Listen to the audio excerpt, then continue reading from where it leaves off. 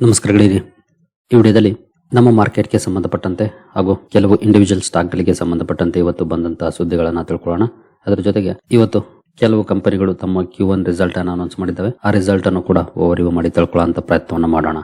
As usual ಮುಂದುವರಿಯ ಮುಂಚೆ disclaimer ಕೊಡಲಿಕ್ಕೆ ಇಷ್ಟಪಡ್ತೇನೆ. ಇಲ್ಲಿ ಕವರ್ ಮಾಡ್ತಿರುವಂತಹ ಯಾವುದೇ ಸ್ಟಾಕ್ ಅನ್ನು ಕೂಡ ರೆಕಮೆಂಡ್ ಮಾಡ್ತಿಲ್ಲ. ನೀವು ಫರ್ದರ್ ಸ್ಟಡಿ ಮೆಡಿಟೇಷನ್ ತಗೊಳ್ಬಹುದು. ಆಸ್ ಎ ಎಜುಕೇಶನಲ್ ಪರ್ಪಸ್ ನಾನು ವಿಡಿಯೋ ಮುಂದೆ ತರ್ತಾ ಇದ್ದೀನಿ.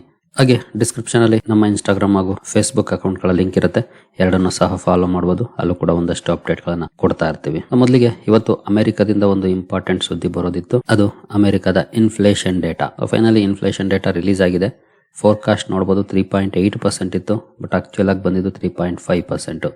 ಅಂದ್ರೆ ಎಸ್ಟಿಮೇಟ್ ಏನಿತ್ತು ಅದಕ್ಕಿಂತ ಕಡಿಮೆನೇ ಬಂದಿದೆ. ಹಿಂದಿನ ಸಲ 4.2 ಎಸ್ಟಿಮೇಟ್ ಮಾಡಿದ್ರು ಅಷ್ಟೇ ಬಂದಿತ್ತು.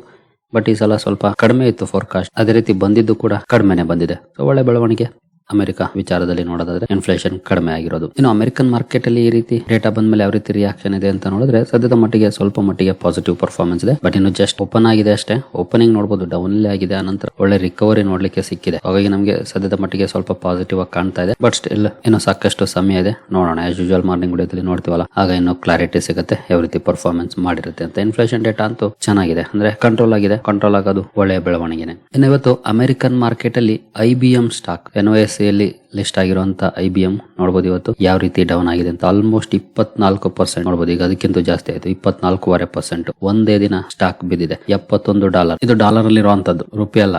ಇಲ್ಲೇ ಇದೆ ನೋಡಬಹುದು. USD $71 ಇವತ್ತು ಒಂದೇ ದಿನ ಬಿದ್ದಿದೆ. ಯಾಕೆ ಅಂತಂದ್ರೆ ಕಂಪನಿಯ ರಿಸಲ್ಟ್ ನೋಡಬಹುದು. IBM stock fall 23% due to weaker than expected Q2 earnings. Expectation ಏನಿತ್ತು ಅದಕ್ಕಿಂತ ವೀಕ್ ಬಂದಿದೆ ಕಂಪನಿಯ ಅರ್ನಿಂಗ್ಸ್. ಹಾಗಾಗಿ ಈ ರೀತಿ ಬಿಗ್ ರಿಯಾಕ್ಷನ್ ನೋಡ್ಲಿಕ್ಕೆ ಸಿಕ್ಕಿದೆ. ಆಕ್ಚುಲಿ ಪ್ರೀ ಮಾರ್ಕೆಟ್ ಅಲ್ಲಿ ನಮ್ಮ ಇನ್ಫೋಸಿಸ್ ADR ಕೂಡ 9% ವರೆಗೂ ಕೂಡ ಬಿದ್ದಿತ್ತು. ಬಟ್ ಆನಂತರ ಅಂದ್ರೆ ಅಮೆರಿಕನ್ ಮಾರ್ಕೆಟ್ ಓಪನ್ ಆದ್ಮೇಲೆ ಈಗ ನೋಡಬಹುದು ನಿಯರ್ಲಿ 3% ಡೌನ್ ಅಲ್ಲಿ ಟ್ರೇಡ್ ಆಗ್ತಿದೆ. ಪ್ರೀ ಮಾರ್ಕೆಟ್ ಅಲ್ಲಿ ಏನ್ ಬಿದ್ದಿತ್ತು ಅದು ರಿಕವರ್ ಆಗಿದೆ. ನಿಯರ್ಲಿ 3% ಡೌನ್ ಅಲ್ಲಿ ಇನ್ಫೋಸಿಸ್ ADR ಪರ್ಫಾರ್ಮೆನ್ಸ್ ಅನ್ನ ಮಾಡ್ತಾ ಇದೆ.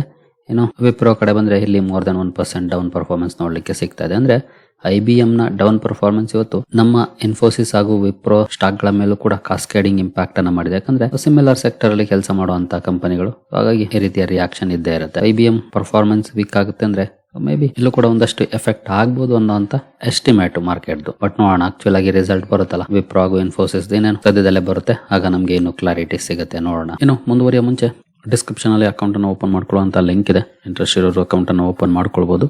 ಹೂಡಿಕೆಗೆ ಸಂಬಂಧಪಟ್ಟಂತೆ ನಿಮ್ಗೆ ಏನಾದರೂ ಸಪೋರ್ಟ್ ಬೇಕು ಅಂದ್ರೆ ಇಲ್ಲಿರುವಂತಹ ನಂಬರ್ಗಳ ಮೂಲಕ ನಮ್ಮ ಟೀಮ್ ನ ಸಂಪರ್ಕ ಮಾಡಬಹುದು. ಬಟ್ ಸಪೋರ್ಟ್ ಸಿಗಬೇಕು ಅಂದ್ರೆ ನೀವು ನಮ್ಮ ಮೂಲಕ ಅಕೌಂಟ್ ಅನ್ನು ಓಪನ್ ಮಾಡ್ಕೊಂಡಿರ್ಬೇಕಾಗುತ್ತೆ. ಹಾಗಾಗಿ ಡಿಸ್ಕ್ರಿಪ್ಷನ್ ಅಲ್ಲಿ ಇರುವಂತಹ ಲಿಂಕ್ ಅನ್ನು ಬಳಸಿಕೊಂಡು ಅಕೌಂಟ್ ಅನ್ನು ಓಪನ್ ಮಾಡಿಕೊಂಡು ಸಂಪರ್ಕ ಮಾಡಬಹುದು. ಇನ್ನು ಮೊದಲಿಗೆ ನಮ್ಮ ಇಂಡಿಯಾದ ಸ್ಟೀಲ್ ಸೆಕ್ಟರ್ ಗೆ ಸಂಬಂಧಪಟ್ಟಂತೆ ಒಂದು ಸುದ್ದಿ ಇದೆ. ನೋಡಬಹುದು. India steel exports to UK may touch $1 billion in FY27 on higher quotas. ಇತ್ತೀಚೆಗೆ ಭಾರತ ಹಾಗೂ UK ಜೊತೆ FTA ಅಗ್ರಿಮೆಂಟ್ ಆಗಿದೆ. ಇಲ್ಲಿ ಕೋಟಾನ ಜಾಸ್ತಿ ಮಾಡಿದ್ದಾರೆ. ನೋಡಬಹುದು. Despite its stricter steel quota regime has allocated India quotas worth about $350 million against an average export value of $200 million. Average ಇರೋದು $200 million. But ಭಾರತಕ್ಕೆ ಅದನ್ನ $350 million ಅಲೋಕೇಟ್ ಮಾಡಿದ್ದಾರೆ. ಹಾಗಾಗಿ ಭಾರತದ ಸ್ಟೀಲ್ ಎಕ್ಸ್ಪೋರ್ಟ್ $1 billion ತಲುಪಬಹುದು FY27 ಅಷ್ಟರಲ್ಲಿ ಅಂತ ಲೆಕ್ಕಾಚಾರ ಮಾಡ್ತಿದ್ದಾರೆ. ಇಂಡಿಯನ್ ಸ್ಟೀಲ್ ಇಂಡಸ್ಟ್ರಿಗೆ ಇದು ಒಳ್ಳೆಯ ಬೆಳವಣಿಗೆನೆ ಹೌದು. ಏನು UK ಜೊತೆ ಏನು ಭಾರತ ಒಪ್ಪಂದವನ್ನ ಮಾಡ್ಕೊಳ್ತಾ ಇದೆ, ಆ ಒಪ್ಪಂದದ ಕಾರಣ US ಟ್ಯಾರಿಫ್ ಇಂಪ್ಯಾಕ್ಟ್ ಏನಿತ್ತು ಹಾಗೆ ಸ್ಟ್ರೈಟ್ ಆಫ್ ಹಾರ್ಮುಜ್ ನ ಡಿಸ್ರಪ್ಷನ್ ನ ಎಫೆಕ್ಟ್ಸ್ ಏನಿತ್ತು ಅದು ಒಂದಷ್ಟು ಕಡಿಮೆ ಆಗ್ಬೋದು ಅಂತ ಎಸ್ಟಿಮೇಟ್ ಮಾಡ್ತಿದ್ದಾರೆ. ಯಾಕಂದ್ರೆ UK ಜೊತೆಗಿನ ಈ ಒಪ್ಪಂದ ಆಲ್ಟರ್ನೇಟಿವ್ ಎಕ್ಸ್ಪೋರ್ಟ್ ಮಾರ್ಕೆಟ್ಸ್ ಅನ್ನ ಓಪನ್ ಅಪ್ ಮಾಡುತ್ತೆ. ಹಾಗಾಗಿ ಹೊಸ ಅವಕಾಶಗಳು ಓಪನ್ ಆಗುತ್ತೆ ಎಕ್ಸ್ಪೋರ್ಟ್ಸ್ ಗೆ. ಗಲ್ಫ್ ಕಂಟ್ರೀಸ್ ಹಾಗೂ ಅಮೆರಿಕದ ಮೇಲೆ ಹೆಚ್ಚಿನ ಡಿಪೆಂಡೆನ್ಸಿ ಏನಿರ್ತಿತ್ತು ಅದು ಗ್ರಾಜುಯಲ್ ಆಗಿ ಕಡಿಮೆ ಆಗ್ಬೋದು. ಇದು ಇಮಿಡಿಯೇಟ್ಲಿ ಆಗುವಂತದ್ದಲ್ಲ, ಸಮಯ ತಗೊಳುತ್ತೆ. ಅದು 6 ತಿಂಗಳು ಆಗ್ಬೋದು, ವರ್ಷ ಆಗ್ಬೋದು, 2 ವರ್ಷ ಆಗ್ಬೋದು. ಬಟ್ ಗ್ರಾಜುಯಲ್ ಆಗಿ ಆಗುವಂತದ್ದು. ಜೊತೆಗೆ in case straight of Hormuz ನ ಡಿಸ್ರಪ್ಷನ್ ಕಡಿಮೆ ಆಯ್ತು ಅಂದ್ರೆ ಅಥವಾ ಟ್ಯಾರಿಫ್ ವಿಚಾರದಲ್ಲಿ ಸ್ವಲ್ಪ ಪರಿಸ್ಥಿತಿಗಳು ಬದಲಾದ್ವು ಅಂದ್ರೆ ಡಬಲ್ ಅಡ್ವಾಂಟೇಜ್ ಆಗ. ಈ ಕಡೆ ಹೊಸ ಮಾರ್ಕೆಟ್ ಸಿಗುತ್ತೆ, ಹಳೆ ಮಾರ್ಕೆಟ್ ಕೂಡ ಕಂಟಿನ್ಯೂ ಆಗುತ್ತೆ. ಹಾಗಾಗಿ ಅಡ್ವಾಂಟೇಜಸ್ ಇದೆ. ಬಟ್ ಸದ್ಯದ ಮಟ್ಟಿಗೆ ಒಂದಷ್ಟು ಚಾಲೆಂಜಸ್ ಕೂಡ ಇದೆ ಇಲ್ಲಿ ಭಾರತಕ್ಕೆ. ಇನ್ನು ಅದಾನಿ ಫ್ಯಾಮಿಲಿಗೆ ಸಂಬಂಧಪಟ್ಟಂತೆ ಒಂದು ಸುದ್ದಿ ಇದೆ. Adani family tops India's real estate rich list. Dethrones DLF's Rajiv Singh. DLF ನ ರಾಜೀವ್ ಸಿಂಗ್ ಅವರನ್ನ ಟಾಪ್ ಲಿಸ್ಟ್ ಇಂದ ಅಥವಾ ರಿಚ್ ಲಿಸ್ಟ್ ಟಾಪ್ ಇಂದ ಕೆಳಗಡೆ ಇಳಿಸಿ ಅದಾನಿ ಫ್ಯಾಮಿಲಿ ಈಗ ಆ ಸ್ಥಾನವನ್ನ ಗಳಿಸಿದೆ. ರಿಯಲ್ ಎಸ್ಟೇಟ್ ರಿಚ್ ಲಿಸ್ಟ್ ಅಲ್ಲಿ ಈಗ ಅದಾನಿ ಫ್ಯಾಮಿಲಿ ಬಂದಿದೆ. ಈ ರೀತಿಯ ಬದಲಾವಣೆಗಳು ಆಗ್ತಾ ಇರುತ್ತೆ ಮಾರ್ಕೆಟ್ ಅಲ್ಲಿ, ಗ್ರೂಪ್ ನ ಪರ್ಫಾರ್ಮೆನ್ಸ್ ಇಂಪ್ರೂವ್ ಆದಂಗೆ. ಇನ್ನು ಟಿಮ್ಸೆಕ್ ಅಥವಾ ಟೆಮಾಸೆಕ್ ಲೆನ್ಸ್ ಕಾರ್ಟಲ್ ತನ್ನ ಸ್ಟೇಕ್ ಅನ್ನ ಕಟ್ ಮಾಡಿದೆ. 2.05% ಅನ್ನ ಓಪನ್ ಮಾರ್ಕೆಟ್ ಸೇಲ್ ಅಲ್ಲಿ ಮಾರಾಟ ಮಾಡಿದೆ. ಈಗ 4.75% ನೋಡ್ಲಿಕ್ಕೆ ಸಿಗ್ತಾ ಇದೆ ಆಫ್ಟರ್ ಟ್ರಾನ್ಸಾಕ್ಷನ್. ಇನ್ನು SBI ಮ್ಯೂಚುವಲ್ ಫಂಡ್ಸ್ ಅಥವಾ SBI ಫಂಡ್ಸ್ ಮ್ಯಾನೇಜ್ಮೆಂಟ್ ಇವತ್ತು IPO ಓಪನ್ ಆಗಿತ್ತು. ಮೊದಲನೇ ದಿನ 68% ಸಬ್ಸ್ಕ್ರಿಪ್ಷನ್ ಆಗಿದೆ. ಒಳ್ಳೆ ರೆಸ್ಪಾನ್ಸ್ ಬಂದಿದೆ. ಇನ್ನು ನಾಳೆ ನಾಡಿದ್ದು ಓಪನ್ ಇರುತ್ತೆ. ನೋಡೋಣ ಎಷ್ಟು ಮಟ್ಟಿಗೆ ರೆಸ್ಪಾನ್ಸ್ ಬರುತ್ತೆ ಅಂತ. Almost may be retail quota complete ಆಗಿರ್ಬೋದು ನೋಡಬಹುದು. ನಾನ್ ಇನ್ಸ್ಟಿಟ್ಯೂಷನಲ್ ಇನ್ವೆಸ್ಟರ್ಸ್ ಕೋಟಾದಲ್ಲಿ 1.39 ಟೈಮ್ಸ್ ಆಗಿದೆ. ರಿಟೇಲ್ ಇಂಡಿವಿಜುವಲ್ ಇನ್ವೆಸ್ಟರ್ಸ್ ಕ್ಯಾಟಗರಿಯಲ್ಲಿ 62% ಆಗಿದೆ. NIS ಅಲ್ಲಿ ಒಳ್ಳೆ ರೆಸ್ಪಾನ್ಸ್ ಬಂದಿದೆ. ನೋಡೋಣ ನಾಳೆ ನಾಡಿದ್ದು ಯಾವ ರೀತಿ ಬರುತ್ತೆ ಅಂತ. ಮೊದಲನೇ ದಿನ ಅಂತೂ 68% ಸಬ್ಸ್ಕ್ರಿಪ್ಷನ್ ಆಗಿದೆ. ಇನ್ನು SBI ಹಾಗೂ HDFC ಬ್ಯಾಂಕ್ ಗೆ ಸಂಬಂಧಪಟ್ಟಂತೆ ಮೂಡೀಸ್ ರೇಟಿಂಗ್ ಅಲ್ಲಿ ಒಂದಷ್ಟು ಅಪ್ಡೇಟ್ ಗಳನ್ನ ಕೊಟ್ಟಿದ್ದಾರೆ. ಅಸೆಟ್ ಕ್ವಾಲಿಟಿ ಸ್ಟ್ರಾಂಗ್ ಇರೋ ಕಾರಣಕ್ಕೆ ರೇಟಿಂಗ್ ಅಫರ್ಮೇಷನ್ ಅನ್ನ ಕೊಟ್ಟಿದ್ದಾರೆ ಈ ಎರಡು ಬ್ಯಾಂಕ್ ಗಳಿಗೆ ಸಂಬಂಧಪಟ್ಟಂತೆ. ಇನ್ನು ರಿಸಲ್ಟ್ ಗಳ ಕಡೆ ಬಂದ್ರೆ ಇವತ್ತು ಹಲವು ಕಂಪನಿಗಳ ರಿಸಲ್ಟ್ ಇತ್ತು. LTTS ರಿಸಲ್ಟ್ ಅನ್ನು ಅನೌನ್ಸ್ ಮಾಡಿದೆ. L&T ಟೆಕ್ನಾಲಜಿ ಸರ್ವಿಸಸ್ ನೋಡಬಹುದು. ನೆಟ್ ಪ್ರಾಫಿಟ್ 7.4% ಇನ್ಕ್ರೀಸ್ ಆಗಿದೆ. ಕ್ವಾರ್ಟರ್ ಆನ್ ಕ್ವಾರ್ಟರ್ 332 ಕೋಟಿ ಇದ್ದದ್ದು 357 ಕೋಟಿಗೆ ಅಪ್ ಆಗಿದೆ. ರೆವಿನ್ಯೂ 2.9% ಅಪ್ ಆಗಿದೆ. ಕ್ವಾರ್ಟರ್ ಆನ್ ಕ್ವಾರ್ಟರ್ 2858 ಕೋಟಿಯಿಂದ 2940 ಕೋಟಿಗೆ ಅಪ್ ಆಗಿದೆ. ಎಬಿಟ್ 435ರಿಂದ 463.3 ಕೋಟಿಗೆ ಅಪ್ ಆಗಿದೆ. 6% ಅಪ್ ಆಗಿದೆ ಕ್ವಾರ್ಟರ್ ಆನ್ ಕ್ವಾರ್ಟರ್. ಮಾರ್ಜಿನ್ಸ್ ಅಲ್ಲಿ 47 BPS ಅಪ್ ಆಗಿದೆ. ಅಂದ್ರೆ 15.21 ಇದ್ದು 15.68% ಹೋಗಿದೆ. ಎಲ್ಲೂ ಕೂಡ ಸೆಂಟ್ ಇಂಪ್ರೂವ್ಮೆಂಟ್ ನೋಡ್ಲಿಕ್ಕೆ ಸಿಕ್ಕಿದೆ. ಬಟ್ ಇದು ಕ್ವಾರ್ಟರ್ ಆನ್ ಕ್ವಾರ್ಟರ್. ನೋಡೋಣ ನಾಳೆ ಮಾರ್ಕೆಟ್ ಯಾವ ರೀತಿ ರಿಯಾಕ್ಟ್ ಮಾಡುತ್ತೆ ಈ ನಂಬರ್ಸ್ ಗೆ ಅಂತ LTTS ಅಲ್ಲಿ. ಇನ್ನು ಟಾಟಾ ಎಲ್ಎಕ್ಸಿ ಕೂಡ ರಿಸಲ್ಟ್ ಅನೌನ್ಸ್ ಮಾಡಿದೆ. ನೋಡಬಹುದು. ನೆಟ್ ಪ್ರಾಫಿಟ್ 22.6% ಡೌನ್ ಆಗಿದೆ. 220 ಕೋಟಿ ಇದ್ದದ್ದು 171 ಕೋಟಿಗೆ ಇಳಿದಿದೆ quarter on quarter. Revenue 2.8% up ಆಗಿದೆ. 994 ಕೋಟಿಯಿಂದ 1021 ಕೋಟಿಗೆ ಅಪ್ ಆಗಿದೆ. ಎಬಿಟ್ 221 ಕೋಟಿಯಿಂದ 193 ಕೋಟಿಗಳಿದೆ. ಅಂದ್ರೆ 12% ಡೌನ್ ಆಗಿದೆ. ಮಾರ್ಜಿನ್ಸ್ ಕೂಡ ಡೌನ್ ಇದೆ. 22.3 ಇಂದ 19% ಇಳಿದಿದೆ. ಕ್ವಾರ್ಟರ್ ಆನ್ ಕ್ವಾರ್ಟರ್ ಅಂತ ಒಳ್ಳೆ ಪರ್ಫಾರ್ಮೆನ್ಸ್ ಏನಿಲ್ಲ ಟಾಟಾ ಎಲ್ಎಕ್ಸಿಯಲ್ಲಿ. ನೋಡೋಣ ನಾಳೆ ಮಾರ್ಕೆಟ್ ಯಾವ ರೀತಿ ರಿಯಾಕ್ಟ್ ಮಾಡುತ್ತೆ ಅಂತ. ಇನ್ನು ಜಿಂದಾಲ್ ಸಾಕ್ ಕೂಡ ಇವತ್ತು ರಿಸಲ್ಟ್ ಅನ್ನು ಅನೌನ್ಸ್ ಮಾಡಿದೆ. ನೋಡಬಹುದು. ನೆಟ್ ಪ್ರಾಫಿಟ್ ಅಲ್ಲಿ 75% ಡೌನ್ ಆಗಿದೆ.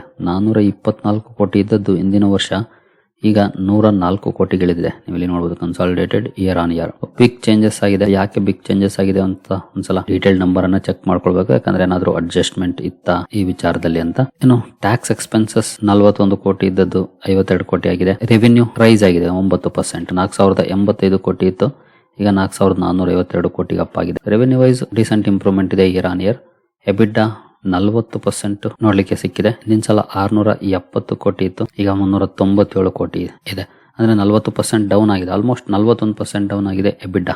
ಮಾರ್ಜಿನ್ಸ್ ಕೂಡ ಬಿಗ್ ಇಂಪ್ಯಾಕ್ಟ್ ಆಗಿದೆ ಅಂತ ಹೇಳ್ಬೋದು. 16.41% ಇದ್ದದ್ದು 8.91% ಗೆ ಇಳಿದಿದೆ. ಸಿಂಗಲ್ ಡಿಜಿಟ್ ಅಲ್ಲಿ ನೋಡ್ಲಿಕ್ಕೆ ಸಿಗ್ತಾ ಇದೆ ಮಾರ್ಜಿನ್ಸ್. ಅದಲ್ಲಿ ಬಿಗ್ ಡಿಫರೆನ್ಸ್ ಆಗಿದೆ. ರೆವೆನ್ಯೂ ವೈಸ್ ಡಿಸೆಂಟ್ ಪರ್ಫಾರ್ಮೆನ್ಸ್ ಇದ್ರೂ ಕೂಡ ಎಕ್ಸ್ಪೆನ್ಸಸ್ ತುಂಬಾನೇ ಜಾಸ್ತಿ ಆಗಿದೆ. ಹಾಗಾಗಿ ಎಬಿಟಾ ಕೂಡ ಡೌನ್ ಇದೆ. ಪ್ರಾಫಿಟ್ ಕೂಡ ಡೌನ್ ಇದೆ. ಮಾರ್ಜಿನ್ಸ್ ಕೂಡ ತುಂಬಾನೇ ಡಿಫರೆನ್ಸ್ ಮಾಡಿದೆ ಈ ಸಲದ ನಂಬರ್ಸ್ ಅಲ್ಲಿ. ಇನ್ನು SG ಫಿನ್ಸರ್ ಕೂಡ ಇವತ್ತು ರಿಸಲ್ಟ್ ಅನ್ನು ಅನೌನ್ಸ್ ಮಾಡಿದೆ. ನೆಟ್ ಪ್ರಾಫಿಟ್ ನೋಡಬಹುದು. 24.5 ಕೋಟಿ ಇದ್ದದ್ದು 53.7 ಕೋಟಿಗೆ ಜಂಪ್ ಆಗಿದೆ. ಇಯರ್ ಆನ್ ಇಯರ್ ತುಂಬಾ ಒಳ್ಳೆ ಇಂಪ್ರೂವ್ಮೆಂಟ್ ನೋಡ್ಲಿಕ್ಕೆ ಸಿಕ್ಕಿದೆ ನೆಟ್ ಪ್ರಾಫಿಟ್ ಅಲ್ಲಿ. ರೆವಿನ್ಯೂನಲ್ಲೂ ಕೂಡ 67.5 ಕೋಟಿ ಇದ್ದದ್ದು 136 ಆಗಿದೆ. ಅಂದ್ರೆ ಮೋರ್ ದನ್ ಡಬಲ್ ಆಗಿದೆ SG ಫಿನ್ಸರ್ ನ ರೆವಿನ್ಯೂ.